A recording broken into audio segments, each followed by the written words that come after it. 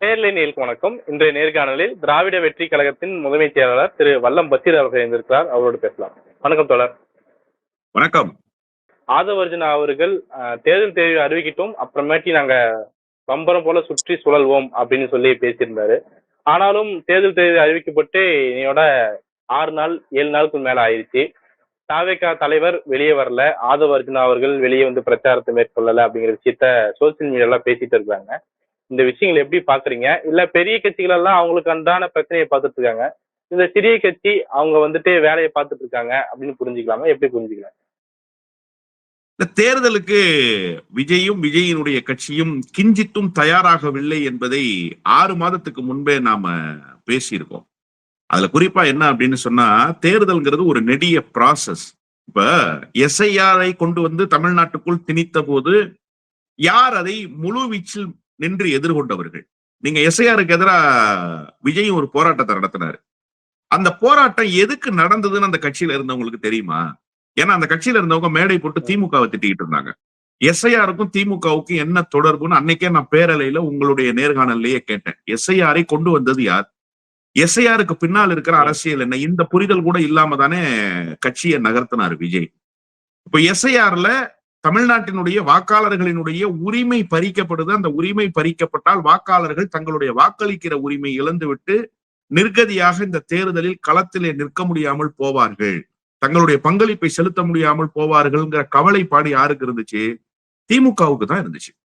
இப்ப திமுக நெடிய பயணத்தில் ஒரு எலெக்ஷன் ப்ராசஸ்க்கு தயாராகுது. 2 ஆண்டுகளுக்கு முன்பே தேர்தல் வேலையை துவங்குச்சு. திமுகவுக்கு இது என்ன முதல் தேர்தலா? திமுகவுக்கு தேர்தல் அனுபவமே கிடையாதா? திமுக தேர்தலை எப்படி எதிர்கொள்றதுங்கிற தடுமாற்றத்தோடு இருக்கக்கூடிய கட்சியா? இல்ல.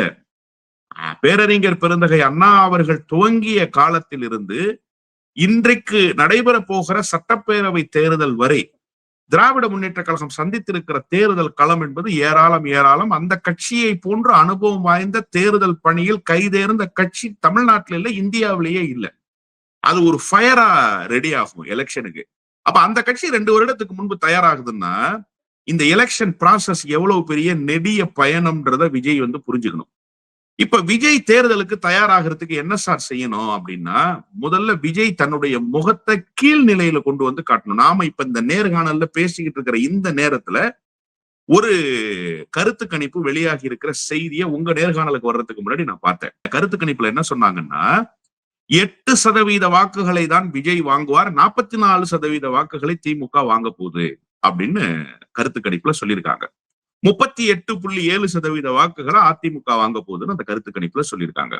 இப்ப 44% வாக்குகளை வைத்திருக்கிற திமுக தான் எனக்கு எதிரின்னு டிக்ளேர் பண்ணார்ல விஜய்.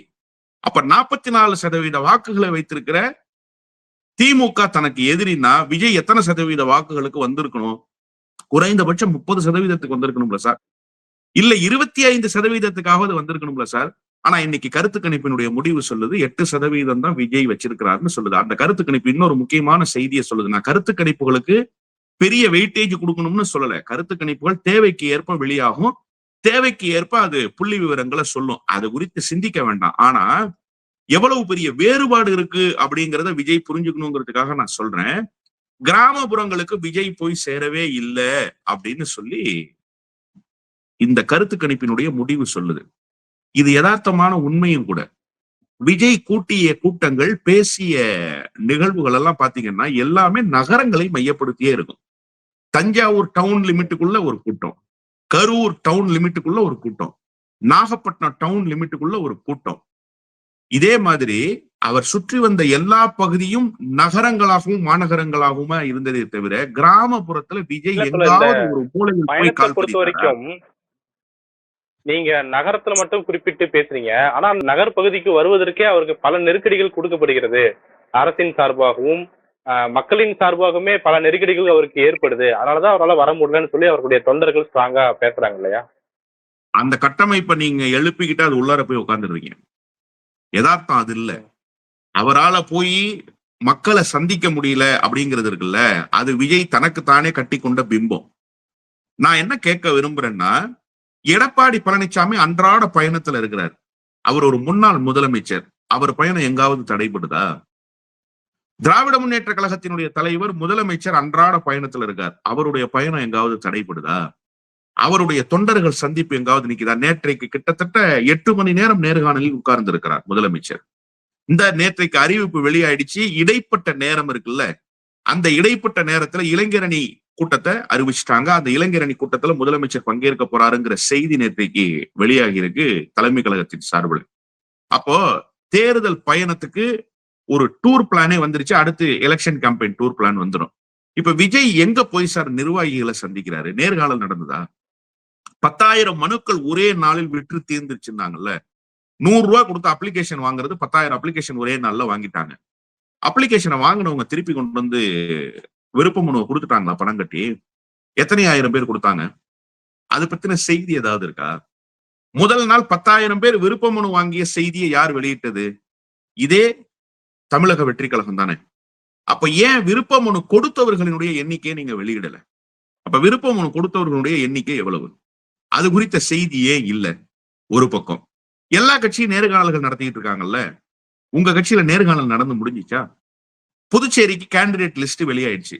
எப்ப நேர்காணல் நடத்தினீங்க? அந்த வேட்பாளர்களை எந்த முறையில் தேர்வு செய்தார் விஜய்? விஜய் அந்த நேர்காணல்ல பேசினாரா? அந்த வேட்பாளர்களை அழைச்சாரா? ஏதாவது செய்தி உண்டா? இல்ல. சரி, தேர்தல் அறிக்கை நேர்காணல் நடந்து இப்போ வந்து 2ஆம் கட்ட நேர்காணல்ல அவங்க கொடுத்த ஆவணங்கள் சரியாக இருக்கிறதான்னு சொல்லி சரிபார்க்கப்படும் நேர்காணல் இன்னைக்கு நடக்குதுன்னு சொல்லி செய்திகள்லாம் வந்துட்டு இருக்கிறது. அதான் சார், செய்தி தான் வருதே தவிர அது பத்தின காட்சிகள் எங்க இருக்கு? இப்ப முதலமைச்சர் நேற்றைக்கு நேர்காணல்ல இருந்தார்ல, ஒரு 100 பேர் விண்ணப்பித்தவங்களை கூப்பிட்டு உட்கார வச்சு பேசினாங்கல்ல, அந்த மாதிரி காட்சி எங்கேயாவது நீங்க பாத்தீங்களா? ஒரு ஊடகவியலாளரா? செய்தி மட்டுமே தான் இருக்கு. தொடக்கத்துல இருந்தே விஜய்க்கு செய்தி மட்டும்தான் இருக்கு. செயல் என்பது இருக்கா? விஜய்க்கு அறிக்கை வருது சார், அந்த அறிக்கை விஜய் தான் கொடுத்தாரா? அதுக்கு நம்பகத்தன்மை என்ன? விஜய் குரல் வெளிப்பட்டிருக்கா? விஜயினுடைய நிலைப்பாடு என்னன்னு வெளிப்பட்டிருக்கா? இல்ல. இப்ப எலெக்ஷனுக்கு விஜய் தயாராயிட்டாரா? எலெக்ஷன் கேம்பெயின் என்னவாக இருக்க போகுது? இப்போ நீங்க இந்த நேர்காணல் நடத்தினாருங்கிற செய்தி இருக்குல்ல, யார் யாருகிட்ட என்னென்ன கேட்டாங்க, யாருகிட்ட என்ன சொன்னாங்க? சிபிஐ கோர்ட்டுக்கு போறதுக்கு ஒரு நாள் முன்னாடி திடீரென அவசர ஆலோசனை கூட்டத்தை மாவட்ட செயலாளர்களை வச்சு மேற்கொண்டாரா இல்லையா? மாவட்ட செயலாளர்கள்ல பெரும்பான்மை மாவட்ட செயலாளர்கள் என்ன சொன்னாங்க? கூட்டணிக்கு போகணும்னு சொன்னாங்கன்னு தானே செய்தி. வெளியில வந்த மாவட்ட செயலாளர்களும் அதை தானே சொன்னாங்க. நாம் பேசின மாவட்ட செயலாளர்களும் அதுதான் சொன்னாங்க. ஏன் நீங்க கூட்டணி பத்தின முடிவை எடுக்கல? கருத்து கேட்க கூடாது. நீங்களே உங்களுடைய தலைமைத்துவத்துக்கு உண்டான அந்த அதிகாரத்தை பயன்படுத்தி முடிவெடுத்துடணும். அப்படி இல்லைன்னா, ஜனநாயக அடிப்படையில் வர்றீங்கன்னா கருத்தை கேட்பதான சார் முடிவெடுக்கணும். 83% பேர் கூட்டணிந்தாங்கல்ல, நீங்க ஏன் கூட்டணி பத்தின பேச்சுவார்த்தையே நடத்தல? சரி, பிஜேபியோடு போகல. நீங்க பிஜேபியை வலிமையாக எதிர்க்கிற கட்சி, அப்படியே நம்புவோம். இந்த சசிகலாவும் ராமதாசும் சும்மாவே உட்கார்ந்து இருந்தாங்கல்ல, பாய் விரிச்சுட்டு, யாராவது வரமாட்டாங்களா அப்படின்னு காத்திருந்தாங்கல்ல, அவங்க கிட்ட கூட நீங்க பேச்சுவார்த்தை நடத்தலையே. அவங்க கூட உங்களை வந்து பார்க்கலையே. இந்த நிமிடம் வரைக்கும் கிருஷ்ணசாமி எங்க போறதுன்னு தெரியாம தத்தளிச்சுக்கிட்டு இருக்காரு. எனக்கு 10 தொகுதிகள் ஆதரவு இருக்குன்னு நேத்து ஒரு பத்திரிகையாளர் சந்திப்புல சொல்றாரு. அந்த கிருஷ்ணசாமியாவது நீங்க பாத்துட்டீங்களா? அந்த கிருஷ்ணசாமியாவது உங்கள்கிட்ட கூட்டு வந்து அகாமடேட் பண்றதுக்கான வேலையை நீங்க பாத்திருக்கீங்களா? கூட்டணிக்கான நகர்வு எங்காவது? நான் தான் முதலமைச்சர், என்னுடைய தலைமையில தான் இந்த தேர்தலை சந்திக்கிறோம், நாங்க தனியா தான் சந்திப்போம் அப்படிங்கறத அவங்க வந்து நேர்மையாக வெளிப்படுத்துறாங்கன்னு எடுத்துக்க முடியாத. இப்ப வி சாலையில ஒரு மாநாடு போட்டீங்கல்ல, அந்த மாநாட்டுல என்ன பேசுனீங்க? நான் தான் முதலமைச்சர், நம்மோடு வருகிறவர்களுக்கும் அதிகாரத்தில் பங்கு தரணும் பேசுனீங்கல்ல. நாம மட்டும் அதிகாரத்துக்கு வந்தா போதுமா? நம்மோடு வருகிறவர்களையும் அதிகாரத்தை நோக்கி நகர்த்த வேண்டாமா? அவர்களுக்கும் பங்கு தரணும் இல்லையா? ஆட்சியில் பங்கு இல்லையா? அதிகாரத்தில் பங்கு இல்லையா? பேசுனது யாரு? விஜய் தானே சார். அப்ப அந்த குரல் என்னவாக இருக்கு சார்? உயிர்ப்போடு இருக்கா? இல்ல அது செத்து போச்சா? நீங்க தான் முதலமைச்சர், அதுல ஒண்ணும் மாற்றம் இல்ல. உங்களை முதலமைச்சரா ஏத்துக்கிறதுக்கு எந்த கட்சி தயாரா இருக்குன்னு கேக்குறேன். அப்ப எலெக்ஷனுக்கு நீங்க என்ன ப்ராசஸ் பண்ணிருக்கீங்க? எலெக்ஷன் ப்ராசஸ்ன்றது ஒண்ணு இருக்குல்ல, அது என்னவாக இருக்கு? சரி, இது கூட வேணாம் சார். தொடர்ச்சியாக ஒரு டிராவல் இருக்கா விஜய்க்கு? எலெக்ஷனுக்கான டிராவல்னு ஒண்ணு இருக்கா? எல்லா கட்சிக்கும் ஒரு டிராவல் இருக்குல்ல. நான் சொன்ன எடப்பாடி பழனிசாமி தினந்தோறும் செய்தி வெளியாகுது. ஒரு அச்சு ஊடகத்துல நான் கடந்த 10 நாளா ஒரு செய்தி பாக்குறேன் சார். என்னன்னா, தலைவர்கள் இன்று அப்படின்னு தலைப்பு போடுறாங்க. மு.க. ஸ்டாலின் சென்னை, எடப்பாடி பழனிசாமி திருச்சி, அன்புமணி ராமதாஸ் திண்டிவனம், இப்படி ஒரு தலைவர்களும் அந்த அன்னைக்கு எந்தெந்த ஊர்ல இருக்காங்கன்னு அந்த பத்திரிகையில செய்தி வருது. முந்தா நாள் ஒரு செய்தி வருது, விஜய் மும்பை அப்படின்னு வருது. மும்பைக்கு எதுக்கு போனார் விஜய்? கட்சியினுடைய தேர்தல் பணிகள் குறித்து அங்க இருக்கக்கூடிய வியூக வகுப்பாளர்கள் அழைச்சு பேசுறதுக்கு போனாரா? அவருக்கு யாரோ வேண்டப்பட்டவர் வீட்டு கல்யாணத்துக்கு போனார். டெல்லின்னு வந்துச்சு, எதுக்கு போனாரு? சிபிஐ கோர்ட்டுக்கு போனாரு. அதுக்கப்புறம் 4 நாளா எங்க தெரியுமா வருது? அவருடைய வீடு இருக்கு பாருங்க, பனையூர், அந்த பனையூர் பங்களான்னு வருது. என்ன பண்றீங்க பனையூர்ல? உங்களை யாராவது சந்திச்சாங்களா? தேர்தலுக்கு உண்டான பணி எங்காவது நடக்குதா? தேர்தல் அறிக்கை தயாரிக்கிறதுக்கு குழு போட்டீங்கல்ல, அந்த குழு என்ன வேலை செஞ்சிருக்கு? அது எங்கேயாவது கருத்து கேட்பு கூட்டங்களை நடத்திட்டு வந்துச்சு இல்ல? ஒரு மாவட்டத்துக்கு போயிட்டு வந்ததாக சில படங்கள்லாம் வெளியாச்சு இல்ல? அதை பைண்ட் பண்ணிட்டீங்களா? அது ஃபைல் ரெடி ஆயிடுச்சா? அதை ரிவ்யூ பண்ணிட்டீங்களா? இப்படி எலெக்ஷனுக்கு உண்டான எந்த அறிகுறியுமே இல்லாம ஒரு கட்சி இருக்குன்னா அது விஜயோட கட்சி தான். விஜய் இன்னும் எலெக்ஷனுக்கு உண்டான மோடுக்கே வரலன்னு நான் சொல்றேன். விஜய்க்கு எலெக்ஷனுக்கு உண்டான புரிதலே பெண்களுக்காக கொடுக்கப்படக்கூடிய திட்டங்களை திட்டங்களை அறிவிக்கிறாரு. இன்னொரு பக்கம் புதுச்சேரி சட்டமன்ற தொகுதிகளுக்கான எம்எல்ஏ வேட்பாளர்களுக்கு அறிவிக்கிறாரு. மறுபுறம் பார்க்கும்போது அவருக்கு வந்து பல நெருக்கடிகள் இருக்கு. சிபிஐ நெருக்கடி பண்றாங்க, திமுக அரசு நெருக்கடி பண்றாங்க, பர்சனல் விஷயத்திலும் அவர் சிக்கி இருக்காரு. இந்த நெருக்கடியெல்லாம் அவர் தாண்டி தானே அரசியல் தேர்தல் களத்தை சந்திக்க வேண்டியிருக்கு. அவர் பொறுமையா தாங்க வருவாங்கன்னு சொல்லி அவங்களுடைய தொண்டர்கள் பேசுறதா பார்க்க முடியாது. நம்ம கிட்டே டைரக்டா பேசுறாங்க. ஏப்ரல் 26ஆம் தேதி வருவாருன்னு நினைக்கிறேன் பொறுமையா. ஏன்னா ஏப்ரல் 23ஆம் தேதி தானே தேர்தல். ஏப்ரல் 23ஆம் தேதி தேர்தல் முடிஞ்சோடனே ஒரு 2 நாள் ரெஸ்ட் எடுத்துட்டு, ஏன்னா ஓட்டு போடுறதுக்கு வருவாரு எப்படியும். ஓட்டு போட வந்துட்டு போனார்னா 2 நாள் ரெஸ்ட் தேவைப்படும் இல்லையா? 23ஆம் தேதி வந்து ஓட்டு போட்டு போனா 24, 25 ரெஸ்ட் எடுத்துட்டு 26ஆம் தேதி வருவாருன்னு நினைக்கிறேன். அது வரைக்கும் பொறுமையா இருப்பாருன்னு நினைக்கிறேன். இப்ப விஜய் வந்து மகளிர் தின விழாவுல ஒரு அறிவிப்பை வெளியிடுறாரு. அது தேர்தல் அறிக்கையா இல்ல அது மகளிர் தினத்துக்கு சொல்லப்பட்ட நற்செய்தியா? இதுவே முதல்ல புரியல யாருக்குமே. அந்த கூட்டத்துக்கு வந்திருக்கிறவங்கள்ட்ட சொல்றாரு, மகளிருக்கான திட்டங்கள் அப்படின்னு சொல்லி அறிவிக்கிறாரு. நீங்க ஆட்சிக்கு வந்தா கொடுக்க போறீங்களா? தேர்தல் அறிக்கையில இடம்பெற போதா? போற போக்குல வெளியிடுகிற அறிவிப்பு வந்து தேர்தல் அறிக்கையாக மாறாது. ஒரு விஷயத்தை புரிஞ்சுக்கணும், தேர்தல் அறிக்கைன்றது ஆவணமா வரணும். தேர்தல் அறிக்கைன்றது இந்த நாட்டு மக்களுக்கு சொல்லப்பட வேண்டிய செய்தி. நான் அதிகாரத்துக்கு வந்தா இதை செய்ய போறேன்னு நீங்க போற போக்குல ஒரு கூட்டத்துல பேசிட்டு போறது தேர்தல் அறிக்கை ஆகாது, அது தேர்தல் வாக்குறுதி ஆகாது. அது மாதிரி கடந்த காலத்துல எடப்பாடி பழனிசாமி நிறைய பேசிட்டாரு, மோடி நிறைய பேசிட்டாரு. பாயோ பெய்னோ அந்த 15 லேக் தரேன் சொன்னார்ல, அது தேர்தல் அறிக்கையில சொல்லல. தேர்தல் அறிக்கையில அவர் சொல்லியிருந்தா நாடாளுமன்றத்துல அவருடைய ட்ரௌசர் அவுத்திருப்பாங்க எதிர்கட்சிகள். ஆனா என்ன தெரியுமா பண்ணாரு? அவரு ஒரு கூட்டத்துல போய் பேசினாரு. அப்ப கூட்டத்துல பேசுறது அந்த கூட்டம் முடிஞ்சோன்னா நிறைவு பெற்று போயிடும். அது அல்ல செய்தி, அதெல்லாம் இந்த நாட்டு மக்களுக்கு தர வேண்டிய திட்டம். இந்த புரிதலாவது விஜய்க்கு இருக்கா முதல்ல? அப்ப விஜயினுடைய புரிதல் என்னவாக இருக்குங்கிற ஒரு கேள்வி இருக்கு. புதுச்சேரிக்கு கேண்டிடேட் அறிவிச்சாரு. எனக்கு இதுல ஒரு பெரிய குழப்பமா இருக்கு. அதிமுகவினுடைய முன்னாள் எம்எல்ஏ, பாஜகவினுடைய நியமன எம்எல்ஏ, இவங்க எல்லாம் எப்ப சார் கட்சியில சேர்ந்தாங்க? கட்சியில உறுப்பினர்கிட்ட வாங்கிக்கிட்டாங்களா? உங்க கட்சியில உறுப்பினர் இல்லாதவர்களை நீங்க அறிவிச்சிட்டீங்களா? இன்னைக்கு இந்த அறிவிப்பு வெளிவந்தப்பதான் சார் இவங்க எல்லாம் விஜய்கிட்ட வந்துட்டாங்கிற செய்தியே தெரியும். அந்த செய்தி கூட இல்ல சார். அப்ப எலெக்ஷனுக்கு என்ன மாதிரி நீங்க தயாராகி இருக்கீங்கிற இந்த கேள்வி இருக்குல்ல, இது நாட்டு மக்களை பெரிய குழப்பத்துல ஆழ்த்தி இருக்குன்னு நான் பாக்குறேன். விஜய்க்கு தேர்தல் குறித்த எந்த பார்வையும் இல்லைன்னு நான் பாக்குறேன். எலெக்ஷன் ப்ராசஸ்க்குள்ள இன்னும் அவங்க வரவே இல்லைன்னு நான் பாக்குறேன். நீங்க சொன்ன மாதிரி பொறுமையா வருவாரு, அவர் வேலையை பார்த்துக்கிட்டு இருக்காரு அப்படின்னு நான் புரிஞ்சுக்கிறேன். ஆனா நீங்க ஒரு செய்தி சொன்னீங்க, அவருக்கு நெருக்கடி. அந்த நெருக்கடியை கூட அவர் வெளியில சொல்லல சார். அண்ணன் செந்தில் பாலாஜி சிபிஐ கோர்ட்டுக்கு இதே வழக்குக்காக போயிட்டு வந்தாரா இல்லையா? வந்து பத்திரிகையாளர்களை சந்திச்சார்ல, பத்திரிகையாளர்களிடத்துல நான் முழு ஒத்துழைப்பு கொடுத்துட்டேன்னு சொன்னார்ல, பத்திரிகையாளர்களிடத்துல நடந்த சம்பவத்தை இந்த நாட்டு மக்களுக்கு பந்தி வச்சுட்டு போயிட்டாருல. நீங்க ஏன் சிபிஐ கோர்ட்டுக்கு போன செய்தியை சொல்லவே இல்லை? சிபிஐ கோர்ட்டுக்கு போன செய்தியை ஏன் சார் சொல்லல? என்ன நடந்துச்சு சிபிஐ கோர்ட்ல? அதையாவது உங்க கட்சிக்காரங்களுக்கு சொல்லலாம்ல, நாட்டு மக்களுக்கு நீங்க சொல்ல வேணாம். சம்பந்தப்பட்ட உங்க கட்சிக்காரங்களுக்கு கூட நீங்க சொல்லலையே. அப்ப அதை கூட நான் பேச மாட்டேன் அப்படின்னா நீங்க எப்படி அரசியல் கட்சி நடத்த போறீங்க? திமுக உங்களுக்கு நெருக்கடி கொடுக்குது, சரி வச்சுக்கோங்க. என்ன நெருக்கடி கொடுத்துச்சு?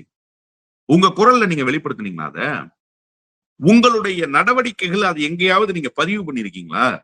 சும்மா மேடைக்கு மேடை ஏறி திமுகவை விமர்சனம் பண்றதை தவிர என்ன நெருக்கடியை உங்களுக்கு திமுக கொடுத்ததுன்னே நீங்க சொல்லலையே. உங்களுடைய தனிப்பட்ட வாழ்க்கை விவகாரம் குறித்த பிரச்சனை வந்துருச்சு, ஒருத்தர் இல்லைன்ட்டு நீங்க போனீங்க. அந்த பிரச்சனையை முறையா கையாண்டீங்களா? நீங்க அந்த பிரச்சனை குறித்த செய்தியை இந்த நாட்டு மக்களிடத்துல பேசுனீங்களா? நீங்க என்ன நடந்ததான்னு உங்க கட்சிக்காரங்களுக்கு சொன்னீங்களா? நீங்க ஒருத்தர் இல்லைன்ட்டு போனீங்க. அப்ப என்னதான் சார் உங்க நிலைப்பாடு? எதுதான் உங்களுக்கு ஒர்த்து? எதுதான் சார் உங்களுக்கு ஒர்த்து? எதுவுமே உங்களுக்கு ஒர்த்து இல்லை. எதை பத்தியுமே நான் பேச மாட்டேன், எதை பத்தியும் நான் சிந்திக்கவும் மாட்டேன். ஆனா நான் தேர்தலுக்கு வர்றேன், நான் தான் முதலமைச்சர் வேட்பாளர், எனக்கு நீங்க ஓட்டு போட்டு என்ன நீங்க முதலமைச்சர் ஆக்குங்கன்னா, இந்த நாட்டு மக்கள் என்ன அவ்வளவு அரசியல் புரியாதவர்களா? அதுவும் தமிழ்நாட்டு வாக்காளர்கள் என்ன அவ்வளவு குறைத்து மதிப்பிடுறாரா விஜய்? விஜயினுடைய அரசியல் என்பதே ஒரு பெரிய விந்தையாக இருக்கு. விஜயினுடைய தேர்தல் பயணம்ன்றதே ஒரு $1 மில்லியன் கொஸ்டினா இருக்கு. இன்னும் விஜய் அரசியல் ரீதியாக எதுக்குமே தயாராகலன்றதுதான் அவருடைய செயல்பாடுகள் உணர்த்துது. இறுதியாக தொடர் இன்னொரு பக்கம் பார்க்கும்போது பெரம்பூர் தொகுதியில அவர் போட்டியிடுறதாக தகவல்கள் வந்துகிட்டே இருக்கு.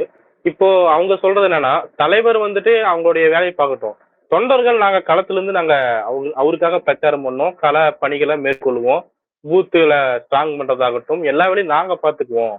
அது அந்த பண்ற விஷயங்கள் வெளியே தெரியாதே தவிர, ஆனா நாங்க கிரவுண்டுக்குள்ள ஒர்க் பண்ணிட்டே தான் இருக்கோம்னு சொல்லி தாவேக தரப்புன்னு சொல்லப்படுது. அது எப்படி புரிஞ்சுக்கிறது? இல்லையே, எலெக்ஷன் வேலை வெளியில தெரியாது, நாங்க கிரவுண்டுக்குள்ள இருந்து பண்றதுக்கு. எலெக்ஷன் வேலை அண்டர் கிரவுண்ட் ஆபரேஷன் இல்ல. தேர்தல் என்பது ஒரு ஜனநாயக திருவிழா. 1,00,000 வாக்காளர்கள் ஒரு தொகுதியில இருக்கிறாங்கன்னா நீங்க என்ன செய்றீங்கன்றது குறைந்தபட்சம் 30,000 வாக்காளர்களுக்காவது தெரியணும். நீங்க இந்த வேலையை தான் செய்றீங்கன்னு. நீங்க இருட்டுல போய் தேர்தல் வேலை செய்யறேன்னா உங்களை திருடனா பார்ப்பானா, தேர்தல் வேலை செய்ய வந்து அரசியல் கட்சியினுடைய பிரதிநிதிகளா பார்ப்பாங்களா? அதை சொல்லுங்க முதல்ல. நாங்க வெளியில தெரியாம வேலை செஞ்சுட்டு இருக்கோம். வெளியில தெரியாம செய்யற வேலை இது இல்ல சார். அவர் விஜய் ஏற்கனவே செய்யறாரு பாருங்க ஒரு வேலை, அதுதான் வெளியில தெரியாம செய்யற வேலை. எலெக்ஷன்ன்றது வெளியில சொல்லி நாட்டு மக்களுக்கு எல்லா செய்திகளையும் தெரியப்படுத்தி எல்லா நிலையிலும் தங்களுடைய நிலைப்பாடு என்னங்கிறத சொல்லி தேர்தல் திருவிழாவில் பங்கேற்கிறது தான் தேர்தலினுடைய முறை. நீங்க வெளியில சொல்லாம தேர்தல் வேலை எப்படி பார்ப்பீங்க? என்ன பார்ப்பீங்க வெளியில சொல்லாம? நாங்க வந்தோம்னு யார்கிட்டையும் சொல்லிடாதீங்க, நாங்க வந்த செய்தி வெளியில தெரிஞ்சிடக்கூடாது, நாங்க யாருக்கும் தெரியாம ஓட்டு கேட்டு வந்திருக்கோம், விசில் சின்னத்துலதான் ஓட்டு போடணும், சத்தியம் பண்ணு சத்தியம் பண்ணு அப்படின்னு சொல்லி தேர்தல் வேலை செய்வீங்களா? என்ன சார் பேச்சு இதெல்லாம்? இப்ப கொளத்தூர் தொகுதியில் முதலமைச்சர் மீண்டும் போட்டியிட போகிறாருங்கிற செய்தி எவ்வளவு நாட்களுக்கு முன்பாக இந்த நாட்டு மக்களுக்கு தெரிய வந்துச்சு. தொடர்ச்சியாக அது குறித்த செயல்பாடுகள், அது குறித்த வேலைகள் நடந்துகிட்டே இருக்கா இல்லையா? இப்ப பெரம்பூர்னு நீங்க டிக்ளேர் பண்ணிட்டீங்க. பெரம்பூர்ல விஜய் தான் போட்டியிட போறாருங்கிறது பெரம்பூர் மக்களுக்கு தெரிஞ்சிச்சா? முதல்ல டிக்ளேர் பண்ணிட்டீங்களா முதல்ல? அல்லது டிக்ளேர் பண்ணாம அந்த தொகுதியினுடைய மக்களை கவருகிற வகையில் விஜய் குறித்த செய்தியை கொண்டு போய் சேர்த்துட்டீங்களா? இல்ல, எந்த வேலையும் நடக்கல. அப்புறம் எப்படி கமுக்கமா வேலை செய்ய முடியும்? கமுக்கமாக வேலை செய்யறதுக்கு இது திருட்டுத்தனம் இல்ல சார், இது தேர்தல் சார். நான் என்ன சொல்றேன்னா, நீங்க முதல்ல இந்த தேர்தலுக்கு உண்டான மைண்ட் செட்டுக்கு வாங்கன்ற நான். உங்களுக்கு அந்த மைண்ட் செட்டே இன்னும் வரலன்ற நான். எலெக்ஷன் மைண்ட் செட்னு ஒண்ணு இருக்கு சார், அந்த பரபரப்பு தொற்றிக்கொள்ளும் சார்.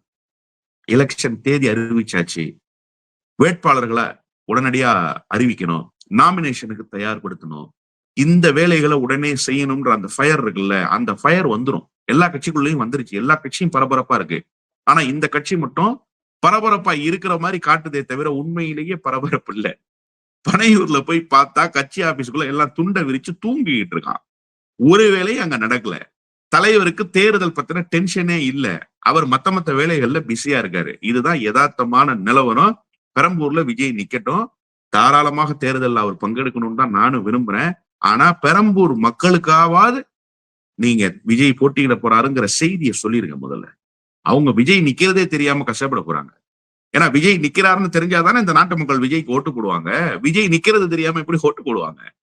வெறும் விசில் சின்னத்தை தூக்கிட்டு போயிடாதீங்க, விஜய் தான் கேண்டிடேட்டுங்கிறதையாவது தூக்கிட்டு போங்கன்னு சொல்றேன் நான். ஓகே தோழர், பல்வேறு விஷயங்களை பகிர்ந்தீங்க தோழர். உங்களுடைய நேரத்துக்கும் கருத்துக்கும் மிக்க நன்றி தோழர். நன்றி.